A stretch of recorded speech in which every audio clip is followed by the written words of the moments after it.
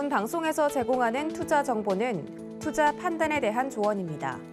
방송에서 제공하는 주식의 가치, 가격 상승 및 가격 하락에 대해서는 방송사에서 보장하지 않습니다.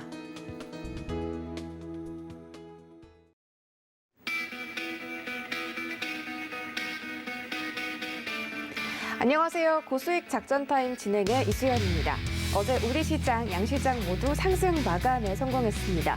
미증시의 상승세 속에서 우리 코스피 시장도 상승 출발에 성공했고 장중에 중국의 수출입 통계가 견고하게 발표되면서 매수세가 확대됐습니다. 그리고 외국인들이 전기전자 업종 위주로 순매수 강하게 해주면서 시가총액 1위와 2위를 놓고 있는 삼성전자, SK하이닉스가 1%와 2%대 상승으로 마무리하는 모습이었는데요.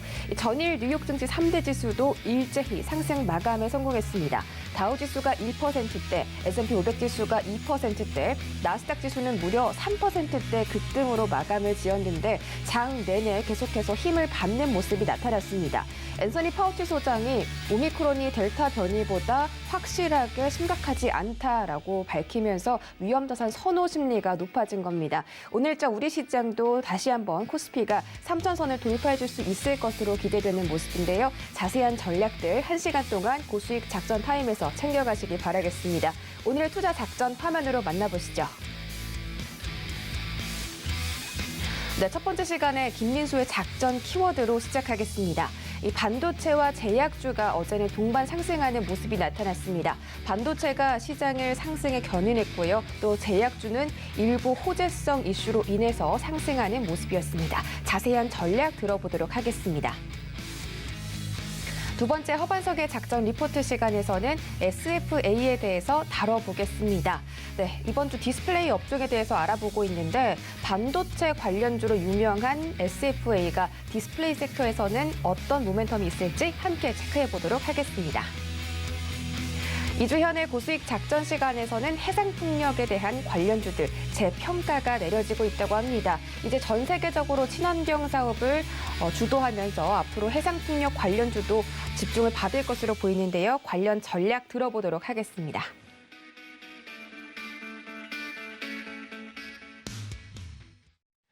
네, 첫 번째 시간 김민수의 작전 키워드 시간 레몬리서치 대표 김민수 대표와 함께합니다.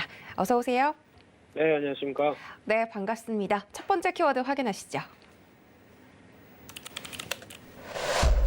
네, 오늘의 키워드 반도체주 훈풍대 숏커버링입니다. 반도체 쇼티지에 대한 악재 때문에 이번 연도 한 해 동안 정말 부진한 모습을 겪었다라고 말해도 과언이 아닐 정도인데 이제 앞으로 D램 가격이 내년 하반기부터 상승할 것으로 기대되면서 본격적인 매수세가 들어오고 있습니다. 어제 삼성전자도 77,400원대에서 거래 마쳤고 SK하이닉스도 2.5%대 증가했는데 이 무엇보다도 외국인들의 순매수가 좀 집중됐다 보니까 반도체 관련주에 대한 기대감이 다시 살아나고 있거든요. 관련 전략 세워주시죠.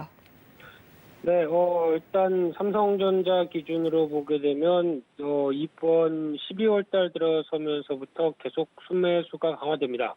그래서 12월 1일 날 한 600만 주, 2일 날도 680만 주 이런 식으로 해서 삼성전자의 매수세가 좀 강화되는 측면으로 봤을 때 일단 SK하이닉스도 비슷한 경향이 나오고 그러다 보니까 어떤 삼성전자에 대한 재조명이나 반도체 업종에 대한 재조명이 필요할 게 아니냐라는 관점들이 상당히 높아지고 있는데요. 일단 먼저 수급 동향만 먼저 보게 되면은 일단 앞서 말씀하셨던 것처럼 지금 그동안 올해 한 해 들어서 외국인들이 삼성전자에 대한 공매도를 강화시켰던 측면들이 상당히 높죠.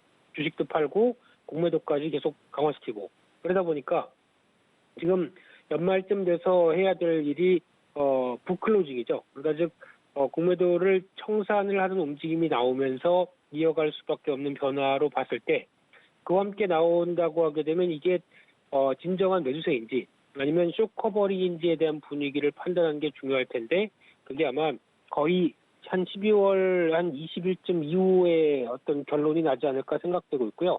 그렇다는 얘기는 삼성전자와 관련된 쪽에서 12월 20일 이후에도 꾸준하게 매수세를 보이면서 어떤 반도체주에 대한 긍정적인 시각을 가져간다라고 하게 되면 이때는 쉽게 말씀드리면 이제 본격적으로 외국인들의 반도체 사랑이 시작됐다라고 볼 수 있을 것 같은데 그 전까지는 아직은 본격적으로 삼성전자의 기대감을 키운다라고 하기는 살짝 조금 어려울 수도 있습니다. 그렇기 때문에 지금은 일단 지켜보자. 어떻게 수급 들어오는 것들을 확인하자라는 입장으로 봐야 될 것 같고요. 그래도 업황 관련된 쪽에서는 좀 좋은 얘기가 많이 나오기 시작합니다. 대표적으로 메모리 업황 관련된 얘기를 봤을 때도 한때는 외국계 증권사 쪽으로 겨우 우리 올해 반도체 가격 하락하네 여러 가지 얘기가 많다가 그렇게 부르짖었던 대표적인 증권사 CLSA가 다시 어제였나요? 예, 다시 목표가를 상향시키고 10만 5천 원대. 그리고 주가도 이제 긍정적으로 바라보면서 실적에 대한 분위기가 나오기 시작하다 보니까 오히려 메모리 업황의 개선에 대한 기대감도 같이 이어지면서 나오는 변화다라고 하게 되면 이 부분에 대해서도 일단 긍정적으로 보여줄 수 있는데 특히 대표적으로 메모리 반도체 같은 경우는 일단 어떤 앞으로 쓸 수요가 더 늘어날 수밖에 없는 측면들이죠. 그래서 지금 먼저 반응하고 있는 게 서버용 D램 같은 경우도 생각보다 수요가 줄지 않는다. 왜냐하면 네트워킹 환경이나 그리고 또 여러 가지 서버를 보강해야 되는 입장 쪽에서 지금 나오고 있는 새로운 기술, 메타버스나 그리고 또 여러 가지 AI나 이런 환경들이 더 좀 부각받기 시작하면서 그를 위해서 원활한 네트워킹을 위해서는 서버용 D램도 계속 필요하다라는 입장이다 보니까 여기서 발생하는 수요에 대해서도 계속 얘기가 나올 수밖에 없는 상황들이고요. 특히 반도체 시장은 저희가 보통 알고 있기로 수요와 공급 쪽에서 약간 공급자 우위 시장이라고 보셔야 될 것 같습니다. 그만큼 재고도 타이트하게 관리하고 있고 그런 입장 쪽에서 물론 가격이 어떤 공공행진을 안 한다고 하더라도 이를 좀 조절해가면서 꾸준히 가격이 하락하게 되면 또 거기다 변화를 또 줄 가능성도 높겠죠. 그런 쪽에서 수요 기반들은 여전히 꾸준히 양호하다라는 쪽의 메모리 반도체의 업황들이 나오고 있는 상황이라고 봐야 될 것 같고요. 또 하나 중요한 것은 이제 비메모리 관련된 쪽인데 아마 지금 비메모리 관련된 흐름은 정확하게 영역이 확대가 되고 있다는 쪽으로 봐야 될 것 같습니다. 그동안에 국내 반도체 회사들은 시장 1, 2위 지위를 점하면서 메모리 반도체에 대한 한계를 보여줬지만 지금부터는 비메모리 쪽도 만만치 않게 앞으로 드라이브를 걸겠다라는 입장을 보여주고 있고요. 삼성전자 같은 경우도 평택 3공장, 4공장, P3, P4 모두 P3는 내년 한 상반기 중에 P4는 이제 막 들어가기 시작하지만 벌써 다지기가 들어갔다는 얘기는 이 파운드리 쪽에 대한 관심을 상당히 높이고 있다는 쪽에 초점을 맞출 수 있을 것 같고 게다가 미국의 오스틴 공장 또 테일러 공장 모두 다 어떤 비메모리 쪽에 대한 강화를 보여준다라고 되면 삼성전자의 앞으로의 기대감을 더 높이는 가운데 SK하이닉스도 마찬가지죠. 중국 우시에 이어지는 공장 라인과 충북 청주의 공장 라인 모두 다 파운드리 쪽으로 집중을 하는 가운데 특히 그동안에 키파운드리라는 회사를 인수해서 지분을 아직 늘려가지 못했던 부분들이 이번에 SK그룹의 중간지주사가 정리가 되다 보니까 여기서 조금 더 변화를 이끌 수 있겠다라는 쪽에서 지분 100%를 인수를 하고 있죠. 그래서 이제 앞으로 SK하이닉스는 우리가 번 돈 가지고 회사 인수하겠다라는 입장이 뚜렷하게 나올 수밖에 없다고 봐야 될 것 같고요. 그런 변화가 계속 이어진다고 하게 되면 SK하이닉스도 좀 더 어떤 비메모리 쪽을 박차를 가할 수 있겠다라고 바라보고 있는 입장들이고요. 그런 쪽으로 봤었을 때 앞으로 지금 국내 반도체 쪽의 어떤 주가나 그리고 또 밸류를 좀 더 상향시킬 수 있겠다라고 하게 되면 비메모리 쪽에서 얼만큼 성과를 내주느냐 여부가 중요할 것 같고요. 그중에서 지금 수출에서도 특히 뚜렷이 나타나고 있고 매출 비중에서도 변화가 나오고 있는 게 비메모리 쪽에 대한 업사이드가 더 계속 확인이 된다라고 하게 되면 이 부분에 대한 자신감이 더 주가에도 중요할 것이다라고 바라보고 있는 상황들이고요.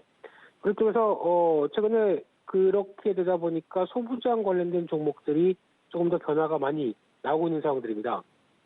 그랬을 때 지금 주가와 또 어떤 소부장 관련된 종목들도 일단 한 단계 레벨업은 됐다고 하더라도 여전히 앞으로도 계속 관심 있게 봐야 될 부분들은 이쪽도 마찬가지로 관심 있게 봐야 될 것 같은데 그중에서 하나 지금 눈여겨볼 수 있는 게 솔브레인 같은 경우도 주가 흐름들 양호하게 움직이는 가운데 솔브레인 홀딩스 같은 지주사도 뭐 2차 전지부터 반도체 장비 관련된 자체 사업도 있다라고 봐야 될 것 같고요. 마찬가지로 PSK 홀딩스라는 회사도 PSK의 장비 여력들, 특히 PSK 홀딩스는 PSK가 인적 분할을 하면서 앞으로 전공정 쪽을 다 가져갔고요. 나머지 후공정 쪽은 홀딩스에 남아 있습니다. 그러다 보니까 전공정 관리하는 부분들만 신경을 쓰게 어느 정도 시장에서 PSK의 영향력을 보여주게 되면 후공정 관련된 쪽의 집중은 또 홀딩스도 같이 부각을 좀 받아야 되지 않을까 상관적 쪽에서 눈여겨봐야 될 부분이라고 생각이 들고 있고요. 그 밖에 덕산 하이메탈이라고 하는 특히 서브스트레이트 기판 쪽에서 숄더볼이죠. 쉬운 말로 납땜. 네, 이런 쪽에 관련돼서 강자로 알려져 있는 회사다 보니까 요즘 기판 관련된 쪽에 대한 재관심이 높아지는 가운데 특히 이 회사의 또 지분을 갖고 있는 게 덕산 네오룩스죠. 덕산 네오룩스가 또 어느 정도 또 실적과 성과를 보여주게 되면 하이메탈 쪽에서도 긍정적이다라는 부분들도 조금 더 체크를 해야 될 것 같고요. 그 밖에 LG세미콘 같은 경우도 드라이브 IC칩 관련된 쪽에 테스트 쪽의 강자다라고 하게 되면 이런 쪽에서도 앞으로 변화가 좀 더 긍정적일 수 있겠다라는 쪽에서 이런 관련된 소부장 종목들의 흐름들도 특히 비메모리 관련된 쪽은 좀 더 관심 있게 보고 챙겨야 되는 게 맞지 않나 생각이 들고 있습니다. 네, 지금 반도체 시장에 순매수가 계속 들어오는 게 과연 정말 앞으로의 추세적인 매수 확대냐, 쇼커버링이냐라는 문제를 놓고 한 12월 20일쯤 이후로부터 향방이 갈릴 것이다라고 봐주시고 계시고 또 특히나 지금 이런 추세에 대해서는 반도체 소부장, 특히 비메모리 업종들 지켜볼 필요가 있다라고 짚어주셨습니다. 두 번째 키워드 확인하시죠. 네, 두 번째 키워드 제약주 기지개입니다. 어제 제약주가 또 상승세가 강하게 나타났죠. 제약주가 작년부터는 정말 화랑이다라고 말할 정도로 강세를 보였는데 올해 반도체와 마찬가지로 좀 부진한 모습이 나타나고 있습니다. 어제 신테카 바이오 상한가 도달했고 영진약품 같은 경우는 이 치료 물질 후보군이 FDA로부터 임상 승인을 받았다 이런 평가가 내려지면서 급등하는 모습 보였습니다. 관련해서 지금 치매 치료제까지 가치가 날로 커지고 있는데 제약주에 대한 흐름도 한번 짚어주시죠.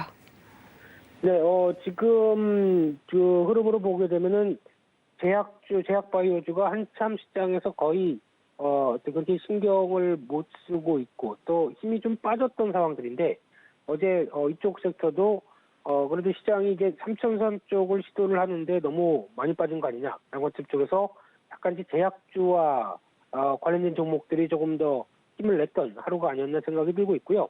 그리고 이제 기지개가 펼쳐지다 보니까 또 관심이 살짝 높아지고 있는 흐름이라고 보여지고 있는데 어제 또 여러 가지 이슈들, 특히 지금까지 제약바이오주는 약간 코로나19 치료제나 백신 관련된 쪽에 모멘텀이 있는 종목들 쪽으로 계속 많이 한정돼서 움직이고 이를 어떻게 보면 코로나19 수혜주라고 볼 수도 있는 있는 흐름들도 보여줬고 또 피해주라고도 볼 수 있는데 업체마다 다르죠. 그러니까 우리는 약간 개인 위생과 관련된 쪽이나 아니면은 또 코로나19 치료 백신 쪽에 좀 관련된 쪽이나 이런 쪽은 수혜 쪽으로는 볼 수 있었는데 하지만 그쪽과는 전혀 상관없이 기존에 이어갔던 본연의 업무들이죠. 즉 신약 개발이나 바이오 시밀러에 집중했던 회사들 같은 경우는 오히려 그쪽만 부각받다 보니까 자연스럽게 소외됐던 측면들이 높죠. 그래서 지금 아마 이 코로나19 치료 백신 관련된 쪽은 거의 모멘텀이 이렇게 크다고 보기는 힘들겠죠. 그러면 이 이후에 우리는 그래도 그 과정 속에서 꾸준하게 우리 일을 해왔습니다. 라고 보여줄 수 있는 회사들, 대표적으로, 이 신약 개발 관련된 쪽에서 임상시험이 이제 2상, 3상 이런 식으로 들어오면서 앞으로 변화가 들어오는 종목 업체라든가 이런 쪽은 일단, 일정에 따라서 기대감이 더 키울 수밖에 없겠죠. 게다가 지금 내년 같은 경우는 또 초에 당장 그 JP모건 헬스케어가 이어지면서 그동안에 또 관련된 컨퍼런스에서 우리 이만큼 성과 냈어요 라고 하는 업체들은 훨씬 더 또 재부각을 받을 수가 있기 때문에 아마 제약바이오 섹터 쪽에서 어느 정도 성과를 보이는 업체 같은 경우는 내년 초에 기대감이 높다라고 정리하는 게 맞을 것 같고요.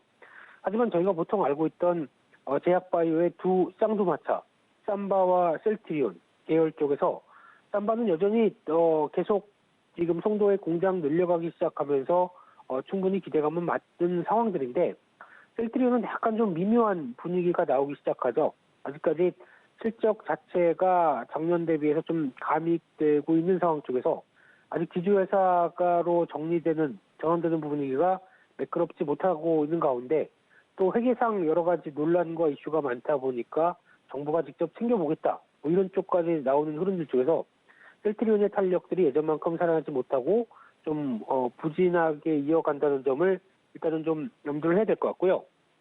이 상황이라고 하게 되면 아마 쌍두마차의 왕자 자리 중에 하나를 셀트리온이 놓칠 수도 있겠다라는 생각이 살짝 드는데, 그러면 그 자리 쪽을 오히려 어떤 업체들이 차지하겠느냐라고 보게 되면 시가총액 기준이나 그래도 지금 보여주는 성과를 기대한다라고 하게 되면 또 SK 바이오사이언스, 그래서 SK 바사죠. 그래서 지금 어떻게 보면 CMO 관련된 쪽을 대부분이 어떤 이 바이오 쪽에서 중요한 역할을 차지하겠다는 쪽에 변화가 될 수 있기 때문에 이쪽에 대한 흐름들도 같이 확인하는 게 중요할 것 같고요. 그중에서 하나 또 최근에 제약바이오 섹터 쪽에서 ST팜이죠. 이 회사가 우리도 CMO인데 조금 더 어떤 앞으로의 성장을 기대해달라라고 하는 쪽에서 지금 시장에서 예측했던 것보다 투자 금액을 확 늘렸죠. 그래서 약 한 1,500억 정도를 투자해서 올리고핵산, 그래서 즉 mRNA 관련된 쪽의 세포치료 쪽의 원료 물질들을 생산하는 쪽을 늘리겠다라는 입장들이 나오다 보니까 이에 따른 시장의 반응들이 좀 긍정적으로 나오는데, 하지만 많이 올라서 고점에 대한 부담들은 있겠지만은 오히려 장기적으로 보여주는 미래다라고 하게 되면 예견된 미래라고 봐야 되겠죠, 증설은요. 예, 그런 쪽으로 봤을 땐 한 단계 레벨업은 계속 시도할 수 있겠다는 관점인데, 매매 타이밍은 좀 신경을 쓰면서 대응해야 되지 않을까 생각되고 있고요. 마찬가지로 셀바이오텍 같은 경우는 마이크로바이옴이라고 하는, 쉽게 말씀드리면 이런 건 어려운 얘기고요. 쉽게는 유산균 이쪽에서 한때 강자로 불렸다가 실적이 또 이제 고객사 하나 빠져나가고 큰 고객사 빠져나가고 하다 보니까 한 1, 2년 동안 좀 부진했다가 올해부터는 다시 변화의 역량을 가져간다고 봐야 될 것 같고요. 이렇게 되면은 과거 수준은 아니라고 하더라도 의미 있는 실적 개선이 나오면서 내년까지 변화가 좀 더 긍정적으로 이어진다라고 하게 되면 바닥을 벗어나는 패턴을 가져오는 게 셀바이오텍의 흐름이 아닐까라는 쪽도 눈여겨보시되, 지금 아무래도 가장 중요한 거는 성과가 나오느냐, 그리고 실적 흐름들이 생각보다 좀 괜찮아지느냐라는 부분들을 좀 더 챙겨보면서 대응하는 게 맞지 않나 생각되고 있습니다. 네, 제약바이오 종목들은 워낙 임상시험 결과에 따라서 주가의 향방이 많이 갈리는 섹터이기 때문에 투자 시에 좀 유의를 해야 될 것 같고요. 뭐 치료제나 위탁 생산과 관련해서 주목해 볼 만한 종목들 짚어주셨습니다. 자, 오늘자 시장도 한번 대응해 볼 텐데, 오늘은 코스피가 3,000선을 넘을 것이다라는 기대가 많아지고 있습니다. 어제 상승 마감한 데다가 외국인의 순매수도 늘어나고 있고, 또 전일 나스닥 지수나 뭐 S&P 500 지수가 굉장히 강했기 때문에 이런 훈풍들이 또 오늘 우리 증시에 불어오지 않을까 하는데요. 오늘 시장은 어떻게 보시나요? 네, 일단 지금 미국 시장 분위기가 좋다 보니까 좀 더 시장에 대한 긍정적인 모습들을 기대를 할 수 있을 텐데, 더 눈에 띄는 거는 오늘 아침에 코로나19 신규 확진자가 7,000명대까지 느는 상황들이네요. 그만큼 만만치 않다는 쪽도 보여지고 있는데, 시장이 그거를 보기보단 그래도 미국 증시의 동향이나 최근에 움직이는 삼성전자의 동향들, 이걸 더 신경을 쓰겠죠. 그랬으면 좋겠고요. 근데 건강관리는 잘 하셔야 될 것 같습니다. 상당히 압박이 좀 커지고 있는 상황들이긴 한데요. 지금 결론적으로 봤었을 때 지금 시장의 분위기는 앞서 말씀드린 것처럼 일단 국내 증시가 움직이려고 하게 되면 삼성전자가 움직이게 되다 보니까 당연히 지수의 흐름들 긍정적으로 나오고 있는 상황들인데, 하지만 또 이렇게 되다 보니까 쏠림은 여전하죠. 특히 반도체, 그리고 또 지금까지 보여줬던 낙폭 컸었던 경기 민감 섹터, 이쪽에 대한 강화된 모습들이 나오는데, 상대적으로 그동안 또 주도를 했었던 성장 섹터들 2차 전지, 메타버스 관련된 쪽은 또 주춤하고 하다 보니까 이쪽도 쏠림이다 라는 쪽으로 보는데 오늘은 좀 반발매가 나오면서 추마추기가 나오는지도 또 체크해야 될 것 같고요. 하지만 내일이 또 선물 옵션 동시 만기일입니다. 그러다 보니까 최근에 외국인들이 선물 매수를 계속 누적시키면서 끌어왔는데 내일을 또 이를 좀 정리를 하면서 시장에 좀 충격을 줄 것이냐 아니면은 그냥 꾸준하게 끌고 왔었던 거 계속 끌고 가느냐 이런 여부에 따라서 변동성을 확대시키는지 아닌지에 대한 흐름들이 확인될 것 같고요. 그런 쪽으로 봤을 때 지금은 여전히 변동성에 대한 숙제는 남아있기 때문에 앞으로 계속 3,100, 3,200 갈 거야라기보다는 지금 섹터에 대한 흐름들이나 동향들을 봤을 때도 대응할 상황들은 필요하겠죠. 단기적으로 변동성도 염두하면서 적정 현금도 가져가면서 이를 또 시장의 섹터에 맞게 대응하자 하는 쪽도 생각을 하셨으면 좋겠습니다. 네, 오늘자 시장 대응 작전까지 세워드렸습니다. 지금까지 레몬리서치 김민수 대표와 함께했습니다. 고맙습니다. 감사합니다.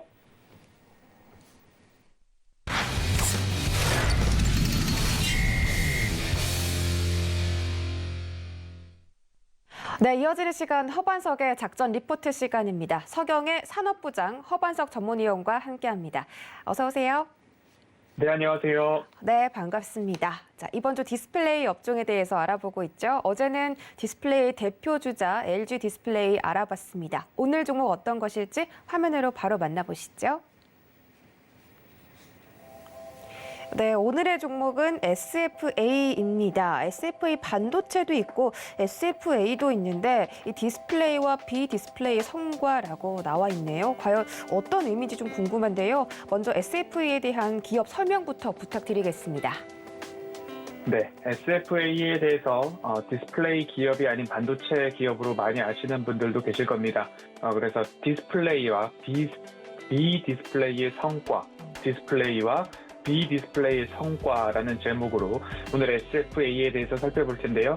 11월 11일 메리츠증권, 12월 3일 하나금융투자, 11월 16일 IBK투자증권, 11월 23일 키움증권에서 발간된 리포트를 쏙쏙 가져와서 어떤 포인트들을 짚을지 SFA 말씀을 드릴 텐데요.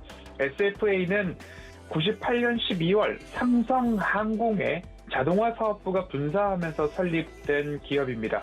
스마트 팩토리 솔루션 사업과 반도체 패키징 사업을 연결 회사를 통해서 주된 사업으로 영위를 하고 있고요. 앞서서 말씀해 주셨던 SFA 반도체와 같이 총 17개의 계열 회사를 보유하고 있습니다. 지난해부터 2차 전지 사업 확대를 위해서 해외 법인 설립을 해서 신규 연결 회사로 편입을 해가면서 디스플레이뿐만 아니라 비디스플레이 부문의 사업을 확장하고 있고 그곳에서도 매출이 잘 나오고 있는 성과를 올리고 있는 회사다라고 보시면 좋을 텐데요. 스마트 팩토리라고 하면 자동화 사업 이쪽으로도 연결이 될 수 있을 것 같습니다. 그러면 스마트 팩토리 솔루션이 어디에 접목이 되는지 좀 말씀을 드리면 디스플레이 솔루션이 먼저 나옵니다. 상당한 수준의 시장 주의를 확보를 하고 있고 디스플레이 사업으로 시작한 회사다라고 보셔도 무방합니다. 전공정 장비, 모듈 공정 장비, 클린 물류, 진공 물류 시스템 등이 이 기업의 핵심 기술이다라고 보시면 좋을 것 같고요. 2차 전지 솔루션으로 본다면 마찬가지로 물류와 관련된 부분이죠. 제조 공정 장비 그리고 AI 외관 검사기, 발열이나 화재, 폭발 위험을 검사하는 AI 외관 검사기를 출시를 했고요. 반도체 솔루션이라고 하면 OHT라고 하는 오버헤드 호이스트 트랜스포트라고 하면 머리 위로 반도체 웨이퍼들이 오고 가고 하는 물류 시스템으로 보시면 되는데요. 이러한 모습들을 여러 가지 매체를 통해서 보셨을 겁니다. 이 기계 안에 웨이퍼가 딱 들어가서 머리 위로 오고 가는 자료 화면들을 많이 보셨을 텐데요. 지난 SFA를 말씀을 드릴 때에도 관련된 영상들을 좀 보여드렸던 적이 있는 것으로 기억이 됩니다. 그렇기 때문에 이러한 물류, 장비 관련해서 고객 다변화가 이루어지고 있고 2차 전지뿐만 아니라 비디스플레이 영역으로의 신사업 모멘텀 여전히 진행 중이다라고 이해를 해보시면 좋을 것 같습니다. 그래서 다변화된 물류 장비를 통해서 그리고 자회사 SFA 반도체를 통해서 여러 가지의 사업 부분의 역량이 강화되고 있다라는 말씀을 먼저 SFA의 포인트로 좀 보시면 좋을 것 같고요. 여기서 보시는 것처럼 사업 구조가 다변화되고 있습니다. 디스플레이 부문이 20년 이전 94%였습니다. 하지만 19, 18, 17, 16 이렇게 디스플레이 부문에서도 확장성이 보여지고 있다가 올해 들어서는 시계열이 조금 잘못된 자료로 좀 보시면 좋을 것 같고요. 16, 17, 18, 19, 20, 21 이렇게 보시면 좋을 것 같습니다. 16년도부터 94%에 달하고 있던 디스플레이 부문의 수주액 비중이 올해 3분기 기준으로는 50대 50으로 사업 구조의 다변화 그리고 수주액의 양분화 모두 다 잘 이루어졌다라고 보시면 좋을 것 같고요.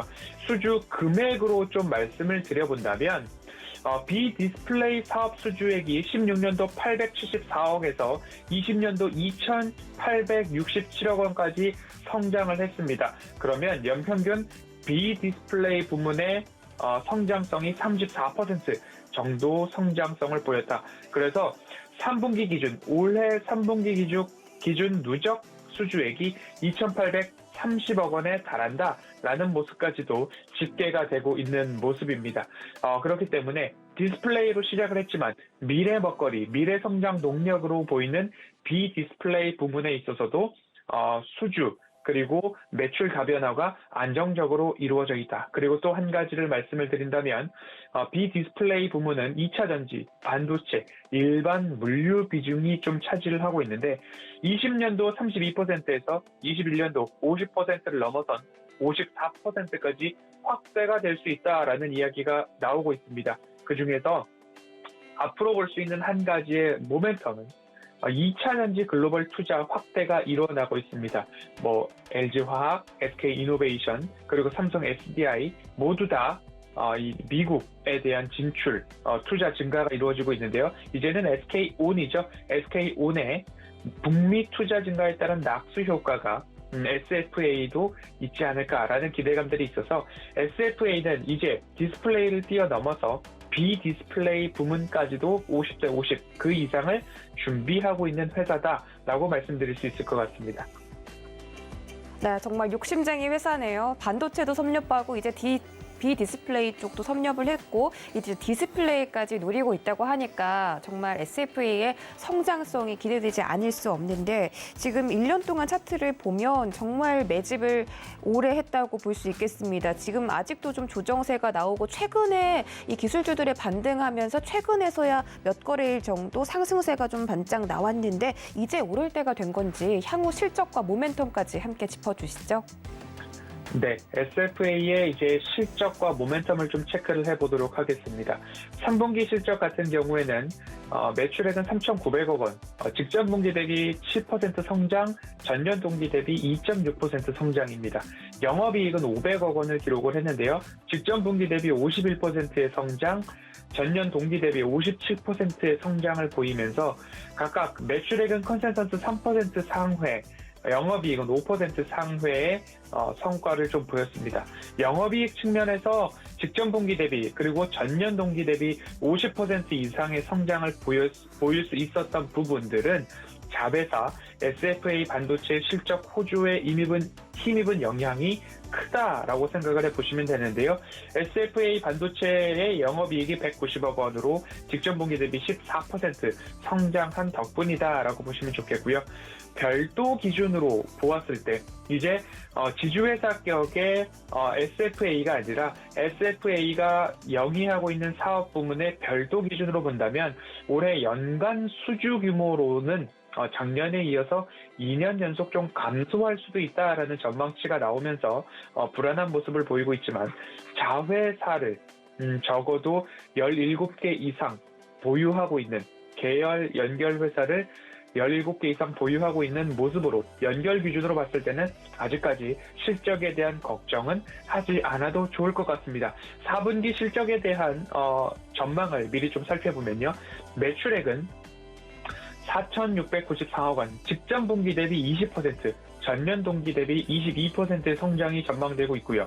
영업이익은 572억 원으로 SFA 반도체의 실적 효과도 있지만 이제 비디스플레이 부문에 있어서도 그리고 다시 살아나고 있는 디스플레이 부문에 있어서도 긍정적인 결과가 반영되면서 3분기보다 좀 더 나은 572억 원, 직전 분기 대비 14%, 전년 동기 대비 31%의 성장이 전망되는 4분기 실적에 대한 전망이 나오고 있습니다.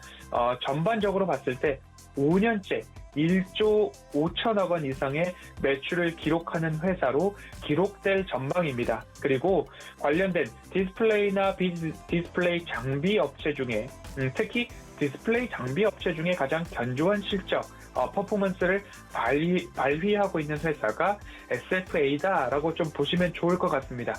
SFA 같은 경우에는 앞서서도 디스플레이와 비디스플레이의 사업 다변화가 잘 꾸려진 회사다라고 말씀을 드렸는데요. 디스플레이 분야 이번 주 업종으로 살펴보고 있기 때문에 조금 더 자세히 말씀을 드리면 삼성 디스플레이향 독점적 장비 공급사가 SFA다라고 보시면 좋을 텐데요. 삼성 디스플레이는 앞으로 대형 디스플레이, TV 쪽 OLED 패널, 캐파 증가, 투자를 목표하고 있습니다. 그래서 퀀텀 닷 OLED TV 출시가 내년도 전망이 되고 있는데 이와 관련해서 캐파 투자가 늘어날 경우 대규모 수주도 SFA가 가져올 수 있는 전망, 기대감들이 좀 있습니다. 삼성 디스플레이가 올해 하반기 이와 관련된 투자 윤곽을 드러냈을 경우에 이제는 SFA가 반등의 시작을 할 포인트가 이러한 삼성 디스플레이 관련된 투자 이야기가 나오면 좋겠다라고 좀 보시면 좋을 것 같고요. 또 한 가지 한 축으로 본다면 디스플레이 말고 비디스플레이 부분을 또 보아야 되겠죠. 매출 다각화로 실적 개선 효과의 효자 노릇을 톡톡히 하고 있습니다. 비디스플레이 부문의 분기별 영업이익 추이를 좀 보면요. 1분기는 423억 원, 2분기는 490억 원, 3분기는 516억 원, 4분기는 527억 원으로 이렇게 올라가고 있는 모습, 넌 디스플레이, 비디스플레이 부문의 영업이익이 차례차례 증가하고 있는 모습들이 좀 보이는데 이 수주액뿐만 아니라 영업이익도 수주액 증가와 마찬가지로 늘어나고 있다. 더불어서 매출액만 늘어나는 것이 아니라 영업이익이 늘어나고 있다라고 한다는 것은 그 곳에서도 비디스플레이 부문에서도 실적 그리고 이익 추구와 관련된 부분들이 하나하나 이익률이 좋아지고 있다라고 좀 보시면 좋을 것 같습니다. 앞서서도 이와 관련한 사진을 좀 보여드렸습니다. 반도체 물류 사업은 삼성전자를 필두로 해서 미국에서 본격적으로 투자가 확대될 전망입니다. 반도체 물류는 사실 원래 일본의 다이우크사가 과점하고 있던 시장인데요. 국내 업체 중에서는 유일하게 삼성그룹 계열사 세메스가 시장에 진입을 성공했고요. 이 시장에 SFA도 도전장을 좀 낸 모습입니다. 삼성전자가 미국향 신규 투자가 이제 곧 일어날 텐데 증설이 있을 텐데 SFA 수혜가 여기에서도 일어날지 관심을 갖고 있고 삼성전자의 납품을 시작할 경우 글로벌 반도체 업체들의 해외 판로 확보도 기대가 될 것이다. 그 중심에는 이 OHT라고 있는 이 장비가 중심에 있다라고 보시면 좋을 것 같고요. 반도체 공장의 신경망과 같다라고 보시면 좋을 것 같습니다. 신경망이라고 해서 좀 사진을 조금 더 보여드리면요. 이 운송 라인이 머리 위로 천장에 붙어 있습니다. 그래서 이 운송 라인과 더불어서 AI 시스템을 결합한 스마트 OHS로 미국 시장 진출을 목표하고 있습니다. 이렇게 된다면 디스플레이에서는 원래 잘하고 있었고 원래 기존 사업이었는데 이 사업을 앞으로 업황 회복과 함께 다시금 이익 증가율을 꿈꿀 수 있고요. 비디스플레이 부분에서는 업종 내 펀더멘탈이 가장 견고한 반도체를 중심으로 비디스플레이 부문 수주가 63%까지 내년도에는 늘어날 수 있다. 그러면 앞으로 50대 50인 부문에 있어서 이제는 비디스플레이 부문이 60%를 넘어갈 수 있는데 원래 하고 있던 디스플레이 부문에서의 업황 회복들이 좀 나오고 있다라고 보시면 좋을 것 같고요. 실적 조금 그렇습니다. 제가 늘 말씀을 드리고 있는 올해도 그리고 내년도 그리고 후년도에도 매출액과 영업이익, 당기순이익이 증가하는 기업인가 끝으로 볼 텐데요. 올해는 매출액이 1.6% 성장, 내년도는 매출액이 13% 성장, 후년도는 12% 성장, 영업이익도 올해 9%, 내년 20%, 후년도는 12.5%, 당기순이익도 올해 11%, 내년도 24%, 후년도 12%까지 증가하는 모습들이 기대되는 기업입니다. 그리고 끝으로 차트를 좀 살펴보도록 하겠습니다. 가장 바닥 구간이 어디인가라고 봤을 때는 약 33,000원 언저리에서 바닥을 형성하고 있는 그런 모습들이 나오고 있고요. 그리고 최저점부터 조금 추세선을 한번 그어본다라고 한다면 이러한 추세선이 좀 나올 수 있을 것 같습니다. 그러면 이 약 10년치 이상의 추세선 바닥들을 살펴보았을 때 현 구간은 어디쯤에 있을까라고 봤을 때 33,000원 바닥을 찍었던 최근에 받았고 10년치의 추세선 바닥을 찍고 이제 막 상승의 돌림이 나왔던 그런 모습이 아닐까라는 생각이 듭니다. 그러면 비디스플레이와 디스플레이 부문의 조화가 이익으로 좀 나와지고 올해 내년 후년도까지 매출액, 영업이익, 당기순이익 모두 다 두 자릿수로 증가를 한다면 어떻게 보면 42,500원 박스권 상단까지는 무난하게 상승이 전망되는 기업이 아닐까라는 말씀을 드리면서 수요일은 작전 리포트라는 이야기를 좀 드리고 있는데요. SFA도 마찬가지로 이 구간에서는 매력적인 자리가 아닐까라는 말씀 드리면서 SFA 오늘 여기까지 살펴보도록 하겠습니다. 네, 허반석 전문위원께서 말씀해 주시니까 더 믿음이 생기는 것 같습니다. 항상 이 작전 리포트 시간에 소개해드린 종목들이 정말 조금 있다가 상승하는 모습이 나타나기 때문에 꼭 관심 있게 지켜보시면 좋겠고요. 내일 나머지 한 종목이 공개되니까 같은 시간에 작전 리포트 함께해 주시기 바라겠습니다. 오늘 분석도 고맙습니다. 감사합니다. 네, 저희는 바로 이주현의 고수익 작전 시간으로 넘어가 보겠습니다. 서경의 테마부장 이주현 전문위원 만나볼게요. 안녕하세요. 네, 안녕하세요. 네, 반갑습니다. 자, 오늘은 해상풍력 이야기를 좀 해볼 텐데요. 네, 오늘 매신 이 하얀 넥타이처럼 정말 하얗고 푸른 이 바람을 일으키는 에너지 관련 종목들이 또 시장에서 뜨고 있습니다. 아무래도 전 세계적으로 친환경 사업에 집중을 하다 보니까 대체 에너지 관련 종목들이 성장하지 않을 수 없겠는데요. 이를 두고 지금 다른 사업을 영위하고 있는 기업들도 뭐 해상풍력이라든지 원전 관련 사업을 신사업으로 영위를 하면서 더 많은 모멘텀을 가져가고 있습니다. 이와 관련해서 좀 종목들 짚어주시죠. 네, 전체적으로 이제 제가 인류 생존 테마다 이런 얘기를 많이 드리긴 했었는데, 사실 작년에 이제 시장에서 가장 크게 좀 주목을 받았던 섹터 중에 하나가, 신재생 에너지 관련 기업들이 아닐까라고 생각됩니다.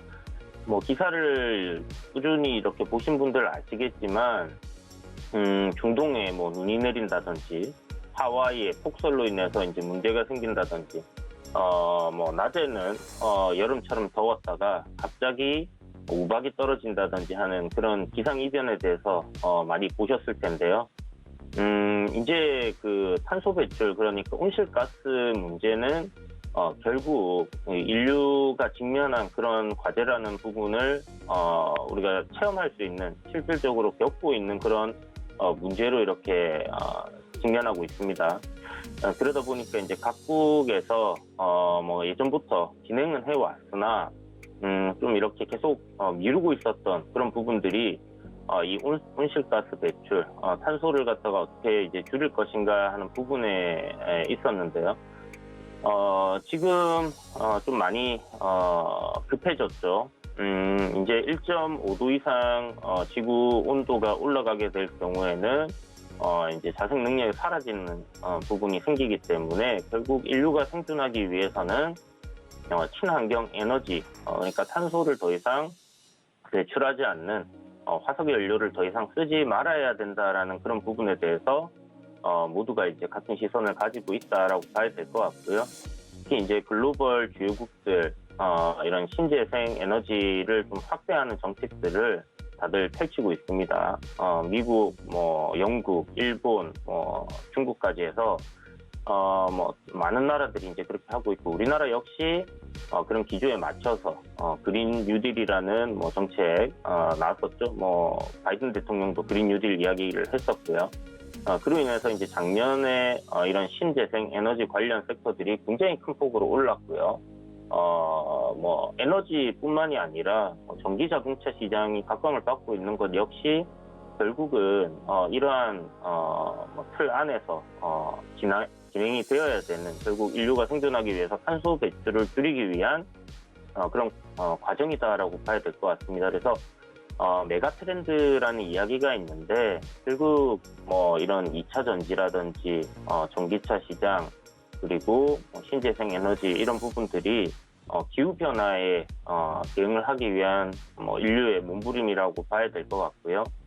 이제 이곳에서 어떤 또 큰 기회로 삼아서 수익을 이렇게 창출하는 그런 기업들이 많이 나오고 있는 상황인데, 국내는 좀 굉장히 좀 긍정적인 요인들이 많이 있습니다. 특히 풍력 발전 관련된 부분들은 보면 이제 해상 풍력은 연간 2010년부터 해서 10년간 육상 풍력이 좀 줄을 이뤘어요. 그런데 이제 이게 한 13.7%, 전체적인 양으로 봐서는 가장 크게 좀 차지를 하고 있는 부분이고요. 이게 이제 육상 풍력이 한 13.7% 정도 매년 성장을 했다라면, 해상 풍력은 약 한 28.7% 정도, 굉장히 이제 고성장, 두 자릿수 이상의 고성장을 보여주고 있는 섹터가 결국 이런 풍력 시장이라고 봐야 되는데, 이런 추세는 앞으로도 더 확대될 가능성이 굉장히 높다라고 봐야겠죠. 각국들 연이어서 이제 해상 풍력 육성한다라는 그런 로드맵을 이제 발표하고 있고, 우리나라도 2030까지 탄소 제로, 탄소 중립 이런 이야기들을 하면서 12기가와트 해상 풍력 단지를 보급을 이제 시작으로 해서 새만금이라는 이런 신재생 에너지 타운, 클러스터 이런 식으로 좀 진행을 하는 그런 흐름입니다. 그래서 2050년까지 이제 탄소 중립을 이루기 위해서는 태양광이라든지 풍력이라든지 이런 부분들이 당연히 선행이 되어야 되고, 여기에는 원전까지 포함이 된다라고 저는 좀 생각을 하고 있습니다. 특히 이제 그냥 일반 풍력보다는 이제 해상 쪽에, 바닷가 쪽에 이제 바람이 많이 부는 그런 곳에 풍력 타워를 이제 설치를 하는 해상 풍력 타워에 대한 부분들이 좀 각광을 받고 있는데, 우리나라 같은 경우는 이제 주력하고 있는 부분이 부유식 해상 풍력 발전 시스템입니다. 그래서 국내 잘 아시겠지만 조선 산업이 굉장히 좀 발달해 있고요. 플랜트 사업도 굉장히 발전해 있죠. 글로벌적으로 봤을 때 국내 시장, 국내보다 조선 산업이나 플랜트 산업을 더 잘하는 그런 나라는 좀 찾기 힘들다라고 보셔야 될 것 같은데, 그런 면에서 우리나라뿐만이 아니라 다른 나라들 역시 이런 해상 풍력에 대한 관심이 굉장히 크기 때문에 글로벌적인 경쟁력을 국내에서 좀 갖추고 있다라고 봐야 될 것 같고, 국내 기업들을 살펴보게 되면 풍력하면 딱 먼저 떠오르는 게 바로 CS 윈드가 될 겁니다. CS 윈드 이제 세계 풍력 파워 관련해서 글로벌 1위 업체고요. 우리나라에서 이제 이렇게 좀 글로벌적으로 일을 하고 있는 그런 기업이 있다라는 부분을 여러분들 다시 한번 상기시켜 드리겠고, CS 윈드, CS 베어링 이런 부분 이제 같은 계열 회사인데 굉장히 큰 폭의 상승을 이뤘죠, 작년에. 지금 보면 주가가 위치한 구간이 저점과 고점 대비해서 보면 한 중심 가격 정도가 됩니다. 딱 중심 가격이 대략 지금 한 57,500원 정도, 57,000원대라고 생각을 하시면 될 것 같고요. 이전에 상승을 할 때 이렇게 좀 홍보하면서 박스권을 만들어줬던 그런 구간대에서의 지지를 보여주고 있다라고 생각을 하시면 될 것 같습니다. 그래서 워낙 큰 폭으로 상승이 나왔고 거의 뭐 작년 2020년도 연초부터 해서 뭐 올해 초까지 1월달까지 이제 급격한 상승이었기 때문에 기간 조정을 좀 충분히 거쳐줘야 된다라는 부분에서는 대략 뭐 1월부터 12월까지 이제 기간 조정을 거쳤다라면 1년간의 기간 조정 충분히 거친 게 아닌가라는 생각이 들고요. 가격 조정 역시 한 절반 정도로 이렇게 내려온 부분을 생각하면 굉장히 좀 긍정적인 부분이다라고 우리가 생각할 수 있을 것 같습니다. 그래서 기간 조정과 가격 조정 잘 거쳐줬고 지지받아야 되는 구간에서 좀 지지를 받는 모습. 다만 아직까지는 CS 윈드 같은 경우는 이렇게 이제 추세적인 부분을 이렇게 내리고 있습니다. 그래서 이게 이제 뭐 8월달, 9월달, 10월달 뭐 시장이 안 좋았기 때문에 시장의 영향이었다라고 생각한다면 분할로 좀 저가 매수 기회로 우리가 활용을 해볼 수 있는, 그러니까 세계적인 메가 트렌드이기 때문에 결국 우리가 살아남기 위해서는 이쪽 섹터들은 지속적으로 성장을 할 가능성이 높다. 굉장히 큰 성장 섹터라고 봐야 되겠죠. 그렇기 때문에 저점 매수의 기회로 좀 활용을 해볼 수 있다라고 생각이 들고요. CS 베어링 같은 경우도 보시게 되면 그동안에 상승했던 폭, 거기에 대해서 절반 이하로의 되돌림이 나왔습니다. 그렇기 때문에 이것도 이제 저점 매수 기회로 좀 활용을 해볼 수 있겠죠. 항상 어떤 섹터나 이제 이런 테마들이 상승을 할 때는 대장주가 분명히 있습니다. CS 윈드 같은 경우가 이제 대장이라고 볼 수 있겠고요. 대장들의 특징은 조정을 받을 때 그 조정 폭도 깊지 않고, 그리고 뭐 기간 조정도 조금 짧게 움직이는 경우들이 있고요. 상승할 때는 또 탄력적으로 가장 강하게 상승하는 경향들이 있습니다. 그래서 그런 부분들을 유심히 좀 살펴보시게 되면 기존의 뭐 이런 풍력 관련주들, 신재생 에너지 관련주들 움직일 때 강하게 상승했던 그런 종목들 중에서 이렇게 CS 윈드가 좀 조정폭이 좀 얕았다 이렇게 생각할 수 있을 것 같고요. 또 유니슨이라는 기업이 있는데 이 기업은 이제 시가총액적인 면에서 좀 가벼운 종목이겠죠.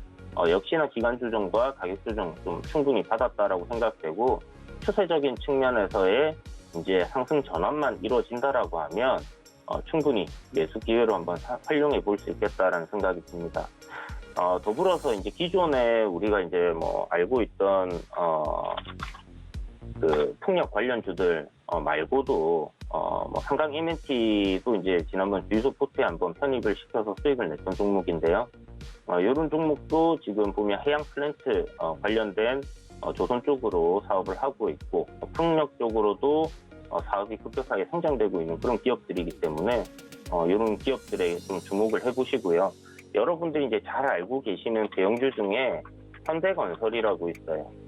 현대건설 같은 경우도 플랜트 사업, 그러니까 해외 플랜트 사업 많이 진행을 하고 있고, 지금 뭐 미국의 SMR을 개발하고 있는 기업과의 이제 협업을 통해서 소형 원전에 대한 부분들, 미국에서 이제 승인이 날 경우에는 현대건설이 시공할 가능성이 좀 높다라고 하고요.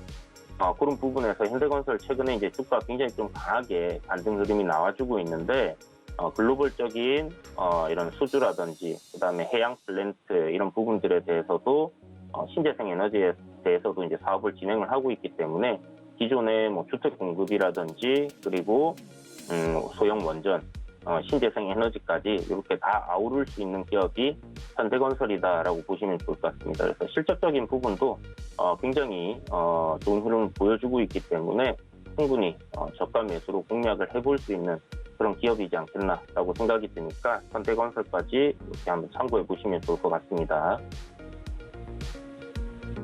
네, 해상풍력 관련해서 다양한 종목들 짚어드렸습니다. CS 윈드 그리고 요즘 건설 기업들이 이렇게 해상풍력 에너지에 관심을 가지면서 관련주를 묶이고 있으니까 참고해 보시기 바랄게요.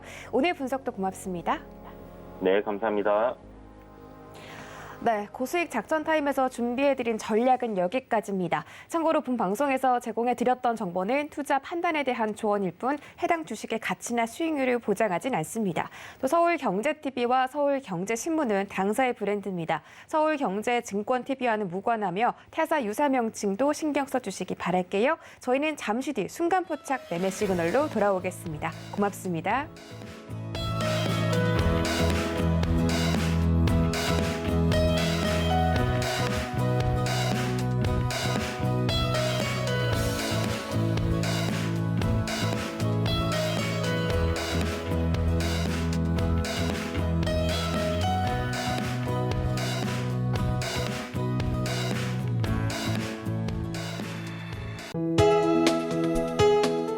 본 방송에서 제공하는 투자 정보는 투자 판단에 대한 조언입니다.